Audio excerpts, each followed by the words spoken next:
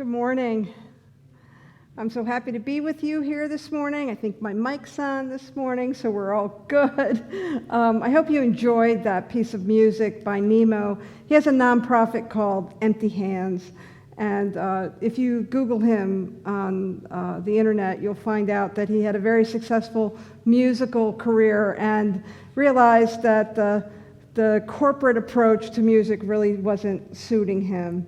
And he was going in the wrong direction because he really wanted to support people, and he wanted to sing the message that we needed to love each other. And so all of his music is really centered around this beautiful idea of universal love. So I encourage you to check out his nonprofit, support it if you're so moved, and to enjoy his music. It's Easter Sunday, and there are a lot of people celebrating some traditions that we don't typically celebrate here at Centers for Spiritual Living. We have a little bit of a different outlook, but I think the Easter story has a lot to tell us.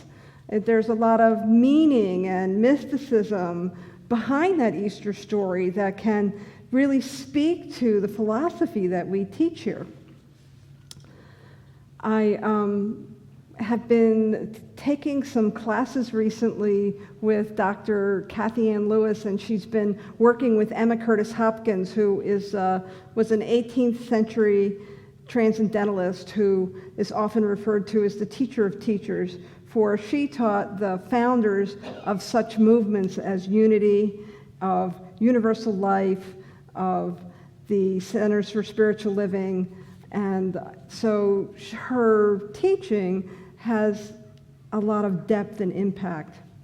And of course, here we are, it's Easter, and so I've been reading her interpretation of the book of John, who tells that Easter story in such a way that, how do I say, it seems a little unrealistic. It's hard to really grasp, the deeper meaning behind it when you read it in the way it's told in the Bible. But as Emma begins to tell it, she tells it from a very different perspective, and she gives us the symbolism of all the cast of characters.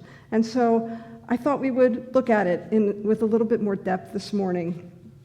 But first I want to share a quote from Richard Rohr, who is a Franciscan monk who teaches what he calls, and what I also call, unitive Christianity. And that's the Christianity that doesn't stop at something outside ourselves, but we begin to see that God in ourselves through that unitive approach to that philosophy, and really look at the mystical side of it. So Richard Rohr has a lot of everyday and deep mystical wisdom that he shares, and he shared this quote recently. He says, "The risen Christ is not a one-time miracle, but a revelation of a universal pattern that is hard to see in the short run. Simply put, if death is not possible for the Christ, then it is not possible for anything that shares in that divine nature." And so what Richard Rohr is saying is that if we can't prescribe that miracle of transcending death to just one soul that's walked the planet. It's actually something that happens every day. I looked it up. It's on Google. 155,000 people die every day. 55 million people make their transition every year on this planet. They're doing the same thing that's been ascribed to the Christ. They let go of this incarnation and they step into the next beyond. And the Easter story has impact for us because it reminds us of the non-material thing that's happening when we leave our body temple. Richard Rohr goes on to talk about that life and death is a divine pattern that we see everywhere we look. I really favor gardening metaphors. because it's those gardening metaphors that show us over and over again that the plant that you plant, even though you think it has a season and it dies, it may drop seeds and then something else comes up that is still part of it. Even the perennial plants who give life from their roots. And so when we look at this idea of the seed of life that is replicating itself over and over again, well, we are no different than anything else in nature. We forget that we're part of nature, don't we? We kind of have this human experience where we think we're conquering nature. We slap some concrete on it, we put houses on it, we have all these systems for living on top of the planet, but the fact is that we're no different. We are part of all of the life that we experience in the animal kingdom, in the mineral kingdom, in the natural system. We're part of that, and we forget that. And just like the Easter story, we need to remember that we're part of that divine pattern.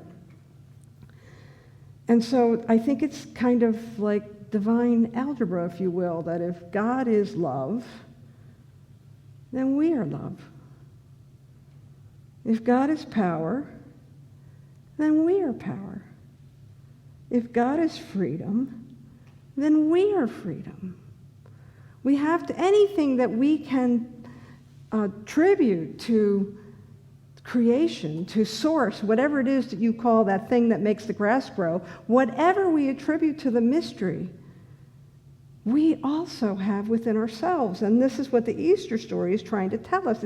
And so this idea of resurrection is not this one-time deal that happened over 2,000 years ago, but is happening whenever we lean into it. We can always die to something and be reborn into something that is evolving us to our next level. And I don't know about you, but actually I kind of know about you, because we all study the same stuff. And I think what happens for a lot of us is that we find ourselves pushing our growing edge. Oftentimes things happen that kind of slam us up against life, and then there's something else that wants to open up. You may not be able to see this at home, but the people here in the room in the sanctuary might notice that my right hand is not visible because I have a sling, because I'm having my own experience with the material world and gravity. Gravity got me. Gravity got me in a very easy little bicycle accident that caused a very small fracture in my arm. And so I've got a sling on. And I want to tell you that while it wasn't pleasant, while it really stirred a lot of things up in my life, I also know that when those things get stirred up, that's the time for us to start to pay attention to what it is we're going to let go of. What is it that's looking to die away here? What's looking to shift or transcend? What is it that wants to be reborn in me or rediscovered in me? So when we look at this Easter story, I really want us to look at it as our story. We are told this story about a man that realized that he could access all the power in the universe, that he could heal the sick and raise the dead, that he could be with somebody who was blind and then they could see. And he tried to teach this to the masses. It was a great discovery that he knew all mankind, all womankind, all humankind needed to know that this too they could do.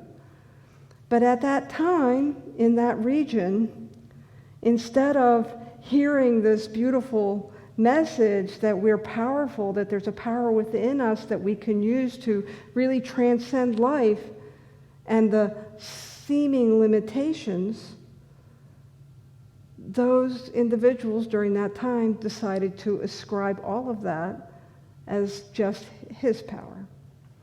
And so the story goes. And so the stories get told over and over again over the centuries, and we get further and further away from the true message that Jesus tried to teach the masses, that he really wanted people to know. He was a rebel. Not only did he preach this amazing message about how we could affect the conditions in our lives through the power that lived within us, but he decided that rather than try to teach the hires up this beautiful message, he went to teach it to the less fortunate. He reached out to the poor. He reached out to the sick, the populations that the Pharisees and the priests and the rabbis of the time wouldn't touch or talk to. And it's unfortunate.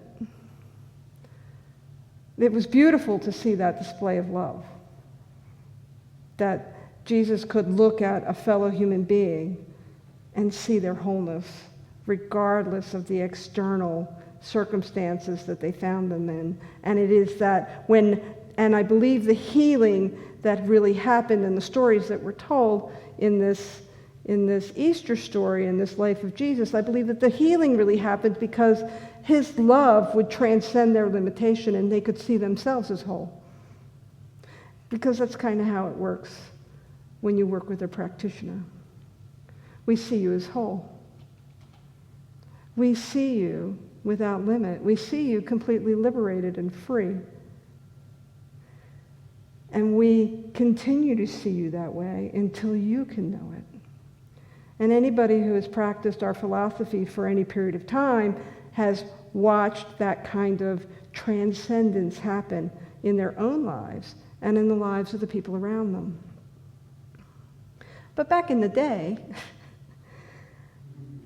it was a really far reach. And the world was so dualistic at that time, and we had such a hierarchy and such a patriarchy. And there were people who were really trying to control what they felt were limited resources. And so that message did not get across, unfortunately. And it was ascribed to just one person. There's a great story about Ralph Waldo Emerson, who when he was 35 years old was asked to give a commencement speech at the Harvard School of Divinity. And his speech was so stirring and it was so upsetting that he was actually rejected by the Unitarian Church, and they exiled him for 30 years. And do you know what he said? He said, "You've forgotten. You've put all the power of your teaching into this some kind of external ritual and some high priest who can only give us what we already own." And he tried to tell that class that was graduating that they held the power within them and they were one with God.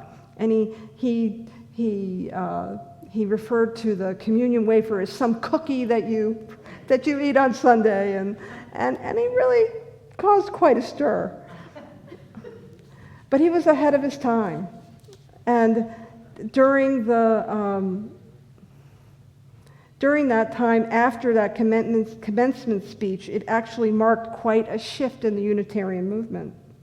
He moved some people who were really stuck in their ways. And he paid a price for it, but it was worth it. Emerson was a great influencer of Ernest Holmes. And he tried to help.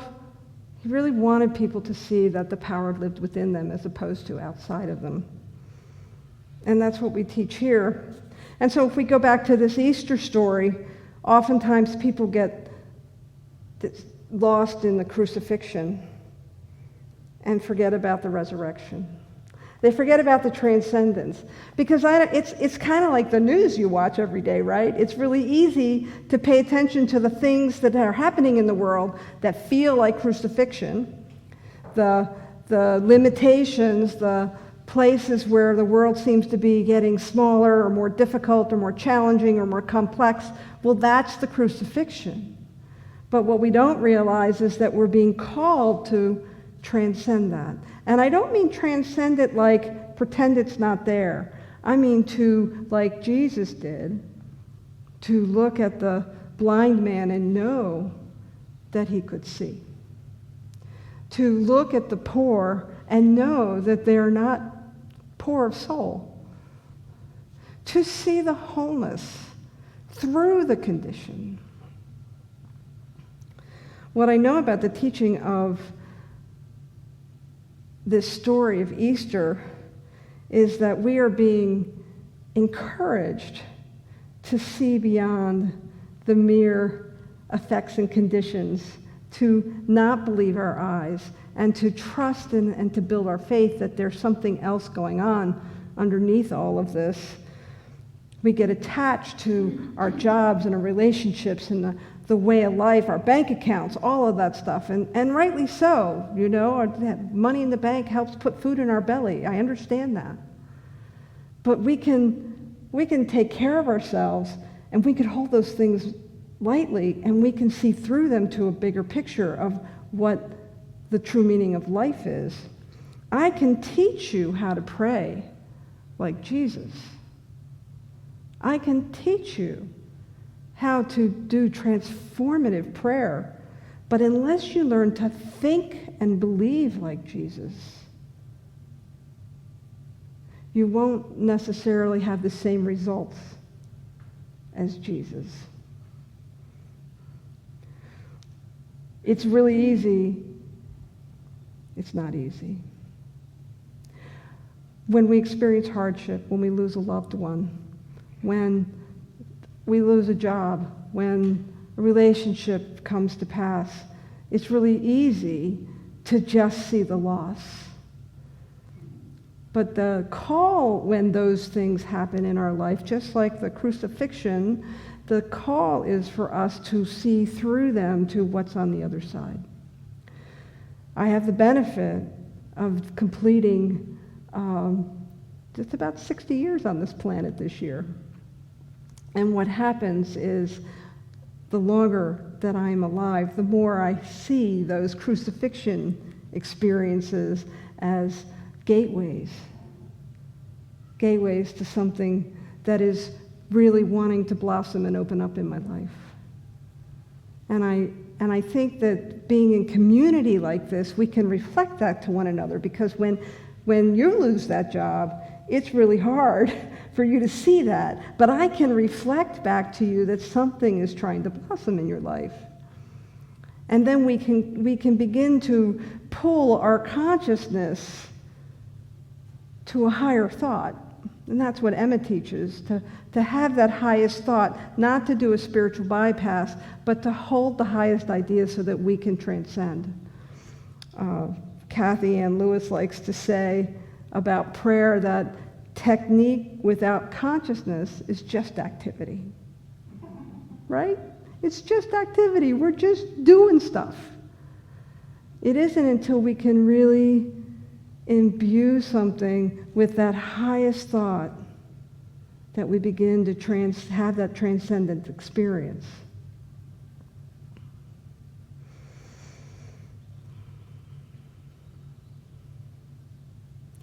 The other part of the Easter story that I want to point out is the apostle Judas, right? There was this whole betrayal piece. And when I think about Judas and his part in the story, I see Judas as the activist. He's the activist that all he cares about is feeding the poor. And he loses sight of that higher ideal. He loses sight of the higher consciousness that Jesus is trying to pull everybody up to. And therefore, he sells Jesus out for a bag of gold so that he can help a small portion of people. And he doesn't realize that what Jesus is trying to do is he's trying to help the poor to understand that they can transcend that limitation through their own consciousness. And so I'm not dissing activism. I want to be clear about that. I am living in Santa Cruz. And I do understand that we're a town that loves our causes and we love to do good work. Emma Curtis Hopkins says, if you see a job, it must be yours. She goes on to say, and I'm going to paraphrase, but you first need to create the consciousness so that you know and are guided to do the right work. And so our poor fellow Judas lost sight of building the consciousness.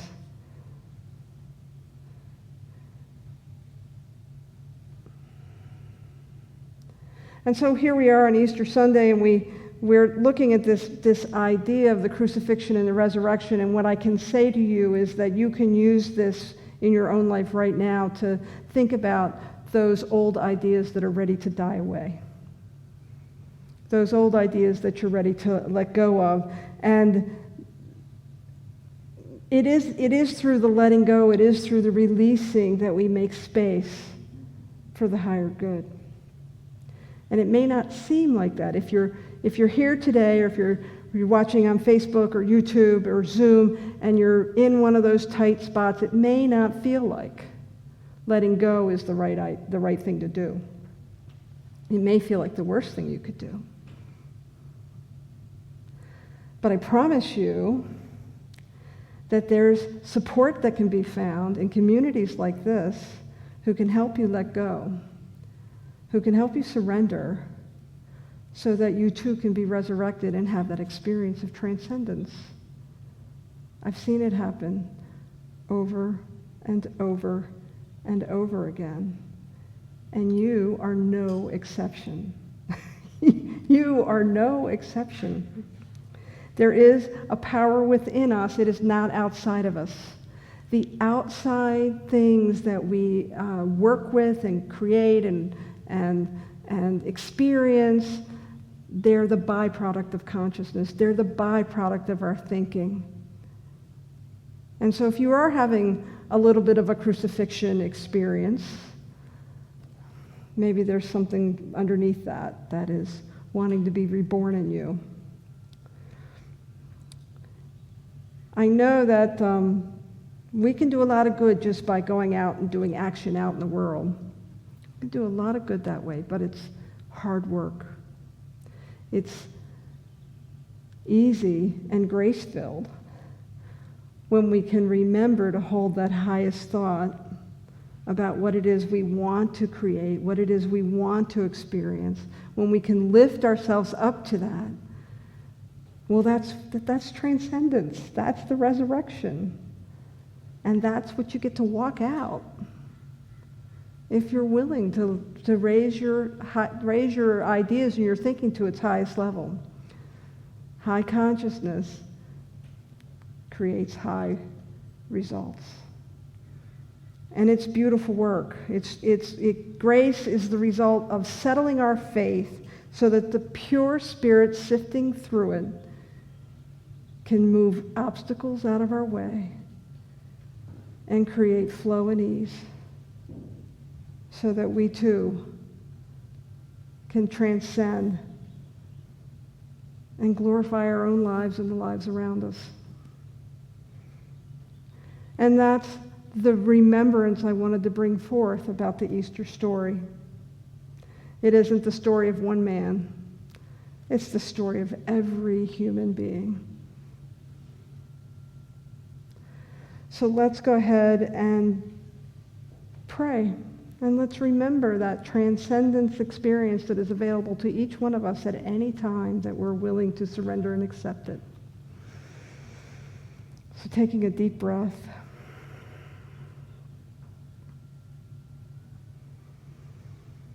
We allow ourselves to move our minds to that highest ideal right now. It might be an idea of love or freedom, grace, prosperity,